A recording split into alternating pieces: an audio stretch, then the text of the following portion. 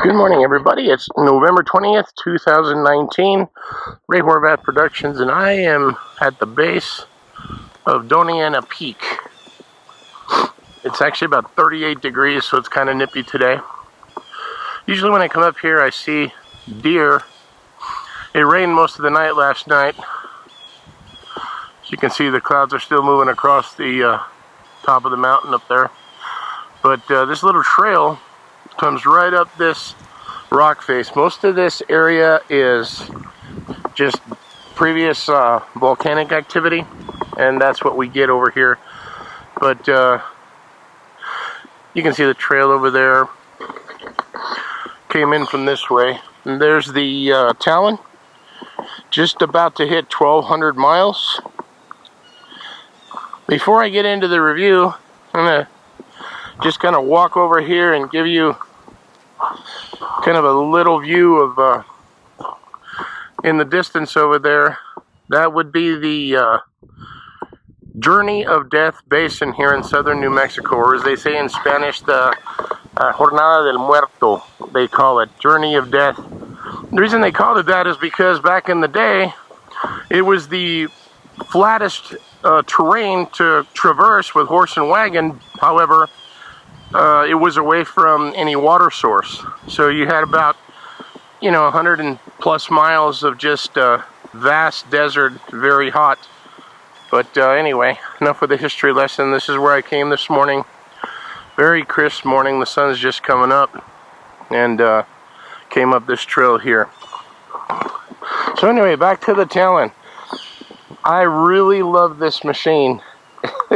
Anybody considering getting a side-by-side? Now, do I miss the four-seater? A little bit, but not really, because most of the time I went out, I didn't have more than myself and one other person, except for a few times. I'm going to get into some of the things that I really have noticed now that I've had time to own this thing. The DCT versus CVT. I gotta tell you, I've climbed this area before in previous machines, my buddies' machines. I am not knocking the CVT, but I will say this. Guys, you don't know what you're missing until you actually try a direct transmission instead of a CVT belt. The amount of power that is transferred directly to the wheels is incredible. You can really notice the difference, especially when you're in a situation like this. I'm going to have to leave here. I remember putting it into drive in previous machines that carry a CVT, and I could hear the belt slipping, trying to fight its way up here, more so in hot conditions. Now, again, not knocking the CVT. It was a great machine. I've owned CVTs, but I've got to tell you, I truly think this is the future. And the reason I say that is, this machine's only 104 horsepower. It's naturally aspirated. I want to get the turbo kit for it, made by Jackson Racing, and that would just up the power dramatically. But I got to be honest, when I first got this, I thought it was going to be underpowered. Especially, I knew I was going to add larger tires, which 32s here. The difference between horsepower that's transferred to the wheels on this is phenomenal. Now, I have another viewer out there that owns a Yamaha that also has a similar setup, and he commented as well that he noticed the same thing. Now, again, if you guys own CVT machines, I'm not knocking them, guys. They're great. As a matter of fact, that's the heart of what the side-by-side industry is. Over 90% of them. But I'm really, really liking this. It's the fact that I don't have to think about snapping a belt out here is a big advantage for me. Now, where I'm located geographically, I showed you the distance there. I am about 16 miles from my garage, from my house. Now, to have a breakdown out here, and I know it's not extremely intelligent, but I come out here a lot alone. I enjoy the terrain, I enjoy nature. To not have to worry about a CVT belt snapping on me and having to change that out is huge to somebody like me. Now, again, you own your CVT, great. I've changed them on the trail, I know what it's about, but to me it's just a huge advantage. So 1,180 miles right now, coming up on 12. It has just been a fantastic machine. I've had a lot of fun with it. The suspension, I am really enjoying. You probably can't get a view in there because of the low light conditions right now, but I keep it on soft.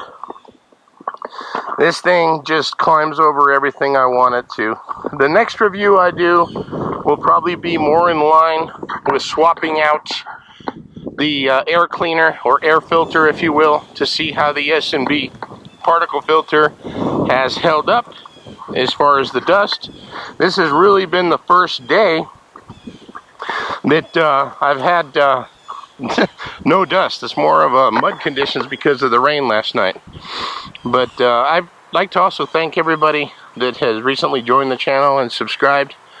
Got over 100 subscribers just with my previous video.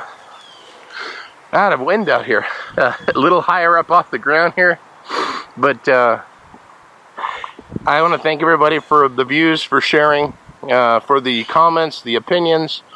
They really help me as well. I don't do this because I'm passing judgment on anything. I'm not paid to do this. I do this as a consumer that enjoys coming out into nature and using the product firsthand and what my experiences are. But I gotta tell you, I'm really happy with the Talon. If you guys are considering purchasing one, you can't go wrong, guys. It's been phenomenal for me. I hope to bring you several reviews over the next year or so and cover all aspects of it as I go through ownership, just as I did with the previous machine. But drop a comment below if you have any specific questions or you'd like me to cover a specific topic about it. I'll try to do that. One of the next videos I want to do as soon as I can get the drone back in the air is I want to do a climbing review and in steep terrain, and I want to be able to get aerial footage and GoPro footage as well. But again, thank you. Subscribe, like, it really helps. I am trying to get to 1,000 subscribers, so every subscription definitely helps. Again, I'm not trying to make money off of this. I am by no means any kind of expert, but I enjoy doing this, and I appreciate all of you that subscribe. I hope everybody has a great day, and I hope everybody has a great upcoming holiday season. We'll see you in the next one.